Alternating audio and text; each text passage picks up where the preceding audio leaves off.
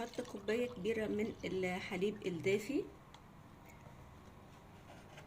هنزل عليهم بمعلقة كبيرة من كريمة الدهن اللي بالبندق، اي نوع بقى، نوتيلا او اي نوع تاني. معايا هنا قطع من المارس الصغيرة، هقطعها حسب الرغبة، عايزين تحطوا كام واحدة. انا هحط 3. طبعا مش هحط سكر لان السكر حسب الرغبة، والحاجات عندي مسكرة، لو حابين تزودوا مفيش اي مشكلة.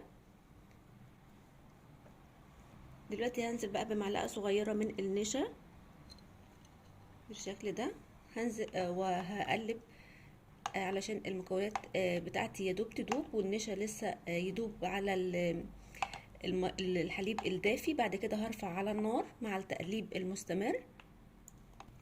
كده المشروب بتاعنا بقى جاهز معانا طبعا مع التقليب المستمر.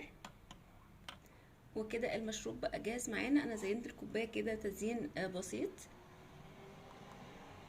واحلى مشروب سخن بالمارس. ممكن نحط اي شوكولاته تانية احنا بنحبها، بس بجد طعمه حلو جدا جدا. يا رب وصفه النهارده تكون عجبتكم، واللي عجبه الفيديو يا ريت تسيب لي رايك في الكومنت. والسلام عليكم ورحمه الله.